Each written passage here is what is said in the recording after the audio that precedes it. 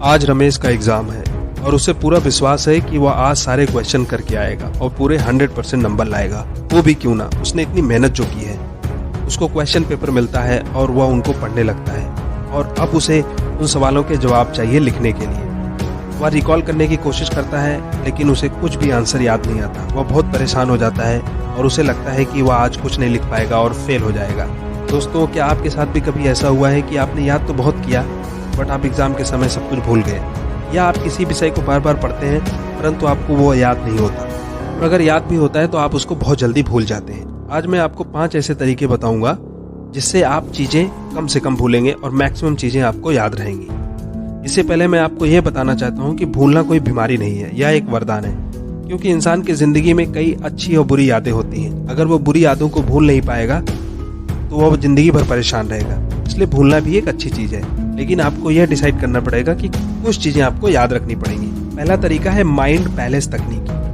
अगर आप किसी भी सब्जेक्ट को ज्यादा दिन तक याद रखना चाहते हैं तो आपको उस सब्जेक्ट को अपने रोजमर्रा की जिंदगी से रिलेट करना होगा और फिर उसको याद करना होगा। इस तकनीकी को कहते हैं माइंड पैलेस तकनीक। आइए इसे एक एग्जाम्पल से समझते हैं। जैसे आपको यह याद रखना है कि 100 शतक बनाने वाले खिलाड़ी का नाम क्या है क्रिकेट की इंडस्ट्री में, तो आप क्या करेंगे, आप 100 को 10 से डिवाइड करेंगे और अब आएगा 10।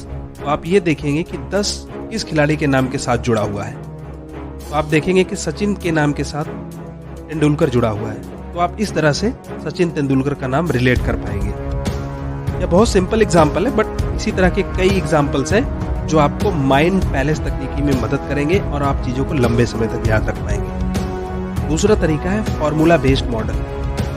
इस तरीके में आपको टॉपिक्स को फॉर्मूला या शॉर्ट फॉर्म में कन्वर्ट करना होता है और फिर उसको याद रखना होता है। जैसे केमिस्ट्री के स्टूडेंट पीरियोडिक टेबल को याद करने के लिए एक शॉर्ट फॉर्म बनाते हैं, हाँ लीना को मिल गई रूबी, सी इज फायर। तीसरा तरीका है स्टडी इन मॉर्निंग।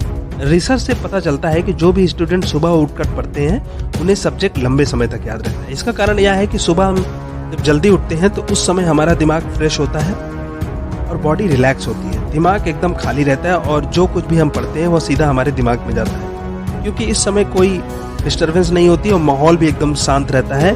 और हमारे माननीय प्रधानमंत्री मोदी जी भी यही कहते हैं। आइए उनसे ही सुनते हैं। सूर्योदय के पहले अगर तैयार हो करके पढ़ना शुरू करते हैं तो पूरी तरह आप बिल्कुल मन से एकदम तंदुरुस्त होते हैं। चौथा तरीका है लिख कर रिपीट करो। देखो, अगर आपको कोई चीज पढ़ने के लिए दी जाए तो आप बिना दिमाग लगाए उसको पढ़ सकते हो, परंतु अगर मैं आपको वही चीज लिखने के लिए कहूँ तो आप बिना दिमाग लगाए लिख नहीं सकते, क्योंकि लिखने के लिए आपको अपना दिमाग यूज करना पड़ेगा, उस चीज को रिकॉल करना पड़ेगा, याद करना पड़ेगा, तभी आप उसको लिख पाओगे।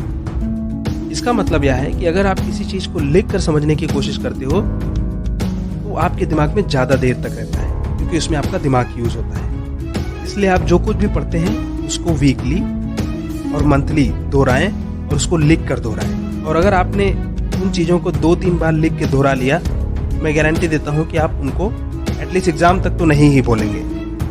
पांचवा तरीका यह है, वैसे ये कोई तरीका नहीं है बल्कि एक सजेशन है, आप पढ़ाई के बीच में अपने आप को थोड़ा ब्रेक दें। मॉर्निंग में एक्सरसाइज करें और हो सके तो शतरंज और क्रॉस वर्ड पजल जैसे गेम खेलें। इससे आपका दिमाग तेज होगा और उसका फोकस बढ़ेगा। और अंत में मैं इतना ही कहूँगा, अगर थोड़ी बहुत चीज़ें यदि आप भूल भी जाते हैं तो परेशान होने की कोई ज़रूरत नहीं है। यह आपके साथ ही नहीं होता, यह टॉपर्स के साथ भी होता है। उनको भी यह नहीं पता होता कि वो टॉप करेंगे। सो रिलैक्स एंड अपना पूरा प्रयास करें और स्टडी पर फोकस करें। धन्यवाद।